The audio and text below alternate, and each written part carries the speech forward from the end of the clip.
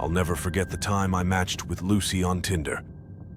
It was one of those lazy summer afternoons when I decided to swipe right on anyone who seemed halfway decent. You know the feeling, right? Boredom mixed with a hint of curiosity. Anyway, Lucy's profile caught my eye. She had a warm smile, sparkling eyes, and an adventurous spirit that practically leapt off the screen. Her bio read, "Lover of nature, hiking, and all things outdoors. Let's go on an adventure." We hit it off almost immediately. Our conversations were filled with shared interests and witty banter. She seemed perfect, almost too good to be true. And maybe that's because she was. After a week of texting, she invited me to join her on a weekend getaway to her family's cabin in the woods. It sounded like the perfect escape, and honestly, I was flattered she wanted to spend time with me. The drive to the cabin was picturesque, winding through dense forests and along serene lakes. It was straight out of a travel brochure. But as I got closer to the location she sent me, things started to feel off. The paved roads turned to gravel, and then to dirt. My GPS signal weakened until it vanished entirely, leaving me with only her instructions to guide me. The cabin was isolated, far from any signs of civilization. It was charming in a rustic way, with its wooden exterior and cozy appearance. But there was an eerie silence that hung in the air, broken only by the occasional rustling of leaves. I parked my car and took a deep breath, reminding myself that this was supposed to be fun. Lucy greeted me at the door with a beaming smile and a hug that felt surprisingly genuine. She showed me around the cabin, pointing out the kitchen, living room, and the loft where I would be sleeping. Everything seemed normal, yet I couldn't shake the feeling that something was off. Maybe it was the way her eyes lingered on mine a little too long, or the way she avoided answering questions about her family. As the sun began to set, Lucy suggested we sit by the fire pit outside and roast marshmallows. It sounded like a perfect way to relax after the long drive. We chatted and laughed, but there was an undercurrent of tension I couldn't ignore. Her stories about previous guests at the cabin were strangely vague. She kept glancing over her shoulder as if expecting someone to appear. The real alarm bells went off when she insisted on playing a game of hide and seek. I laughed it off, thinking she was being playful, but her expression was dead serious. "Come on, it'll be fun," she said, her smile not quite reaching her eyes. I reluctantly agreed, figuring it was harmless. She counted to 50 while I hid behind a tree, my heart pounding for reasons I couldn't explain. As I crouched there, waiting for her to find me, the forest seemed to close in around me. Every snap of a twig, every rustle of leaves made me jump. And then I heard her voice, faint but clear. Come out, wherever you are." It echoed through the trees, sending chills down my spine. I peeked around the tree, expecting to see her searching for me, but instead, I saw a shadowy figure moving stealthily in the distance. Panicking, I texted her, "Is that you?" But there was no response.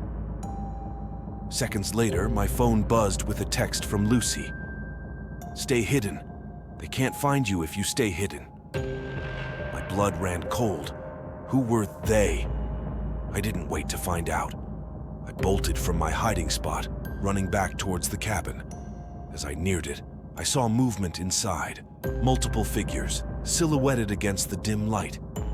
I didn't slow down. I sprinted past the cabin, my only thought to reach my car and get the hell out of there. As I fumbled with my keys, I heard footsteps behind me, quickening in pace. I jumped into the driver's seat, locked the doors, and started the engine just as someone slammed into the back of my car. I didn't look back. I floored it, tearing down the dirt road, praying I'd find my way back to civilization. Hours later, I finally reached a town. I pulled over, shaking and exhausted. My phone buzzed with one last message from Lucy. "I'm sorry. I thought you'd be different." I blocked her number, deleted Tinder, and vowed never to trust a dating app again.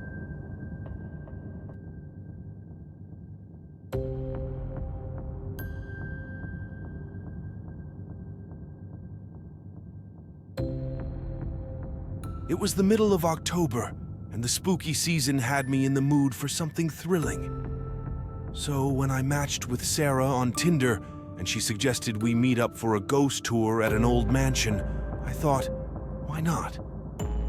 Sarah's profile was filled with photos of her at various haunted attractions, and she had a dark, witty sense of humor that was right up my alley. Her bio read, "Looking for someone brave enough to face the unknown with me." We messaged back and forth for a few days, and I found myself genuinely excited about our date. She seemed fun, intelligent, and most importantly, she had a love for all things paranormal. The mansion she suggested was an old estate on the outskirts of town, reputed to be one of the most haunted places in the area. Perfect for a first date, right? When I pulled up to the mansion, the sun was just beginning to set, casting long, eerie shadows across the property. The place was massive, with tall, Gothic spires and a wrought iron gate that creaked as I pushed it open. Sarah was already there, waiting for me on the front steps. She looked even more stunning in person, with a confident air about her that put me at ease. "Ready for some scares?" she asked with a mischievous grin. I nodded, feeling a mix of excitement and trepidation. Little did I know, the real scares were yet to come. We started the tour with a small group, led by an eccentric guide who regaled us with tales of the mansion's haunted past. The stories were typical: tragic deaths, unexplained disappearances, and sightings of ghostly apparitions. But as we moved from room to room, I couldn't shake the feeling that we were being watched. About halfway through the tour, Sarah grabbed my hand and whispered, "Want to break away from the group? I've heard there's a hidden room in the basement that the guides never show anyone." Intrigued and eager for a bit of adventure, I agreed. We waited for the right moment and then slipped away, making our way down a narrow staircase to the basement. The air grew colder as we descended, and the walls seemed to close in around us. The basement was dark, with only the light from our phones to guide us. Sarah led the way, confidently navigating through the maze of old furniture and storage boxes. Finally, we reached a heavy wooden door. She pushed it open with some effort, revealing a small, dimly lit room. At first glance, the room seemed unremarkable, filled with dusty old books and antique furniture. But then I noticed the symbols etched into the walls, strange runes that I couldn't decipher. Sarah seemed fascinated, running her fingers over them as she muttered something under her breath. "Isn't this amazing?" she asked, turning to me with a strange gleam in her eye. I nodded, but unease was starting to creep in.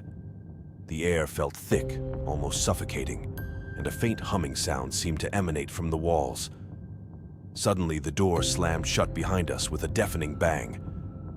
I jumped, my heart racing, and turned to see Sarah standing eerily still, her expression unreadable. "I think we should leave," I said, trying to keep my voice steady. She didn't respond. Instead, she started chanting in a language I didn't understand, her eyes rolling back in her head.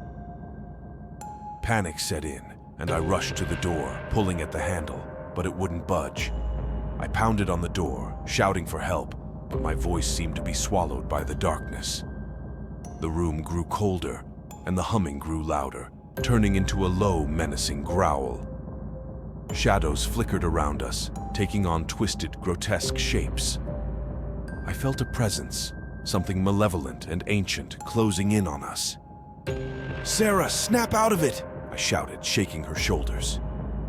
Her chanting stopped abruptly, and she collapsed into my arms, unconscious. The growling ceased, and the room fell deathly silent. I didn't waste any time. I heaved the door open with a desperate burst of strength and carried her out of the basement. back upstairs, I found the tour group just as they were finishing. No one seemed to notice our absence or the state we were in. I drove Sarah home and she woke up on the way, disoriented and with no memory of what had happened in the basement. We never spoke about that night again. I deleted Tinder and tried to move on, but the memory of that room and the feeling of something watching me still haunts my dreams.